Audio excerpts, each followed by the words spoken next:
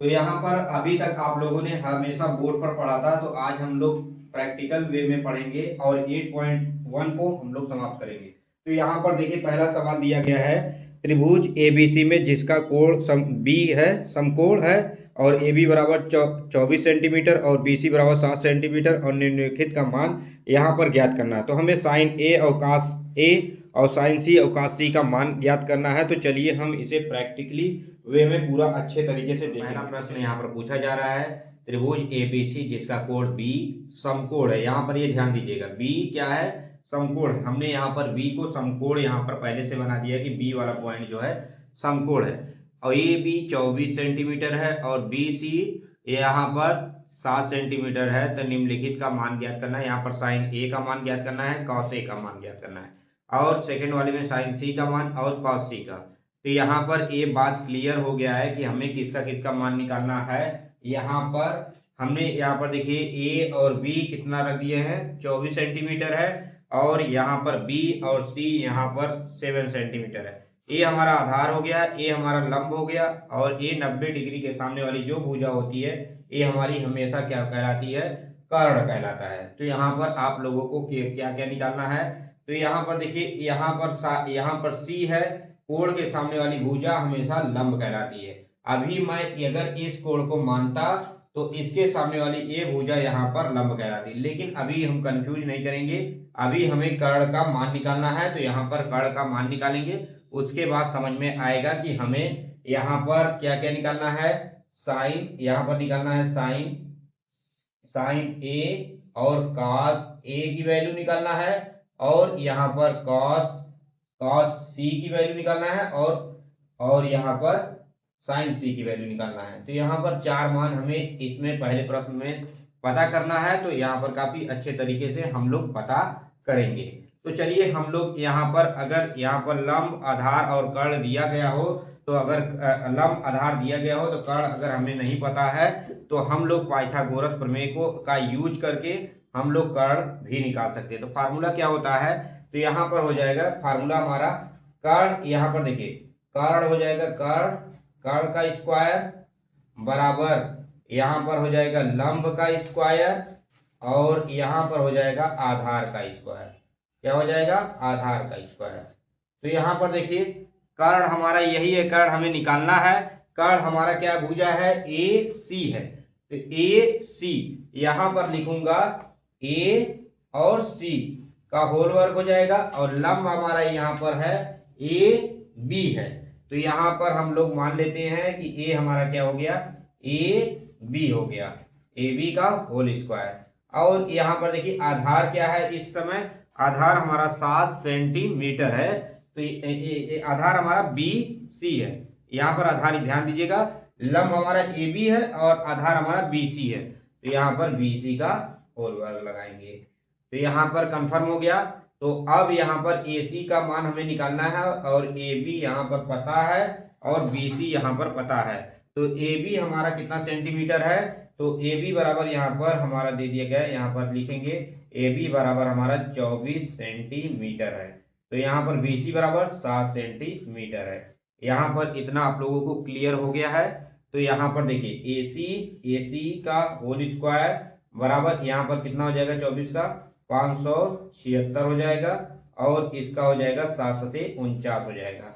अब यहाँ पर ए सी का होल स्क्वायर करूंगा तो यहाँ पर इन्हें जोड़ने पर कितना आ जाएगा, 625 आ जाएगा। तो अब यहाँ पर दोनों तरफ हम लोग क्या करेंगे, रूट लगा देंगे। दोनों तरफ हम लोग रूट लगा देंगे तो यहाँ पर ए सी जो होगा बाहर निकल जाएगा और ए रूट से बाहर निकलेगा तो यहाँ पर 25 आ जाएगा। अब यहाँ पर देखिए ए सी का मान हमें 25 निकल गया है। तो यहाँ पर क्या क्या यहाँ पर देखिए इसका मान कितना है, 25 है। तो यहाँ पर हम लोग लिख लेंगे, यहाँ पर इसका मान कितना है, 25 है। तो यहाँ पर ए सी हमें पता चल गया है कि 25 है। तो यहाँ पर क्या आप यहाँ पर पहले बताइए, क्या आप यहाँ पर साइन ए पता कर सकते हैं कॉस ए? तो क्या आप साइन ए और कॉस ए इससे आप पता कर सकते हैं? तो मैं कहूंगा अभी तो नहीं पता कर सकते हैं, क्योंकि यहाँ पर कोण को हमने सी की तरफ रखा है ना कि ए की तरफ रखा है। यहाँ पर साइन ए है, अगर यहीं पर साइन सी पूछा जाता तो मैं इससे पता कर लेता, क्योंकि हमारा जो आधार और लंब कर्ण है, अगर कोण के सामने वाली भुजा, यहाँ पर कोण हमारा सी के जगह पर है, तो कोण के सामने वाली भुजा यहाँ पर लंब है, तो लंब ए है, तो इससे हम लोग cos सी की वैल्यू यहाँ पर निकाल सकते हैं। देखिए cos सी की वैल्यू क्या होगी, यहाँ पर cos सी की वैल्यू यहाँ पर क्या होगी, कोण ए वाला है तो cos सी निकलेगा। अगर कोण ए वाला होता तो साइन सी यहां से निकलता। तो यही बात याद रखना है। तो यहाँ पर देखिए cos ए का मान कितना, cos सी का मान कितना होगा, तो cos सी हमने बताया था, अगर आपको कभी भी नहीं याद हो रहा है तो लाल बटे कक्का याद रखिएगा, लाल के ए। तो यहाँ पर क्या है, ए साइन है, ए cos है, ए टेन है। तो cos बराबर क्या होता है, आधार कितना हो जाएगा, आधार 7 सेंटीमीटर, तो आधार ए हो जाएगा। आधार क्या है, पहले ए लिखो, पेपर में लिखना है बीसी बटे यहाँ पर हो जाएगा कर्ण एसी, तो यहाँ पर एसी लिखना होगा। तो अब यहाँ पर बीसी का मान कितना है, 7 सेंटीमीटर बटे 25 हो जाएगा। तो यहाँ पर cos सी का मान हमें पता चल गया। अब यहाँ पर साइन सी का भी मान निकाल लेते हैं इसी वक्त, उसके बाद यहाँ पर हम लोग कोड चेंज कर देंगे। तो यहाँ पर देखिए साइन सी है, तो साइन सी का मान क्या हो जाएगा, अब यहाँ पर देखिए साइन सी का मान यहाँ पर क्या होगा, तो साइन सी बराबर क्या हो जाएगा, साइन लंब बटे कर्ण, लंब बटे क्या होता है कर्ण, तो लंब इस समय 24 सेंटीमीटर है, तो यहाँ पर 24 और बटे कर्ण यहाँ पर 25 सेंटीमीटर है, 24 बटे 25 हो जाएगा। तो यहाँ पर cos सी निकल गया, साइन सी निकल गया, तो दो मान यहाँ पर हमारा निकल गया है। अब यहाँ पर बच्चों, यहाँ पर देखिए हम यहाँ पर लिख देते हैं कि यहाँ पर हमारा दो मान निकल गया है। यहाँ पर लिख लेते हैं कि हमारा cos, यहाँ पर देखिए यहाँ पर लिख लेंगे cos सी का मान BC बटे AC, और यहाँ पर 7 बटे 25, और यहाँ पर साइन सी का भी मान हम लोग लिख देंगे, यहाँ पर होगा 24 बटे यहाँ पर 25 हो जाएगा। ठीक है, तो यहाँ पर ये चीजें हमारा कंफर्म हो गया। अब हमें साइन ए का मान निकालना है, cos सी का मान निकालना है। तो साइन ए का अगर मान निकालना होगा तो कोण हमारा यहाँ पर चेंज हो जाएगा, ये जो कोण है अब ए यहाँ हो जाएगा, कोण कहाँ हो जाएगा, यहाँ हो जाएगा। अगर यहाँ पर कोण है तो ए क्या हो जाएगा, कोण के सामने वाली भुजा क्या होता है, लंब कहलाता है। तो यहाँ पर लंब हमारा अब यहाँ पर चेंज हो गया है, देखो लंब यहाँ पर बदल गया और आधार ए हो जाएगा। तो देखिए लंब, यही मैंने कहा था ना, अगर साइन ए का हमें निकालना होगा तो कोण हमारा ए होगा, और कोण के सामने वाली भुजा हमेशा लंब कहलाती है, और यहाँ पर ए आधार है। तो अब यहाँ पर साइन ए का मान निकालेंगे। अब यहाँ पर देखिए अगर मैं यहाँ पर cos सी का मान निकालता तो यहाँ पर आंसर गलत हो जाता है, cos सी आधार बटे कर्ण है, तो आधार यहाँ पर 24 है, इसलिए यहाँ पर आंसर गलत आ जाता है।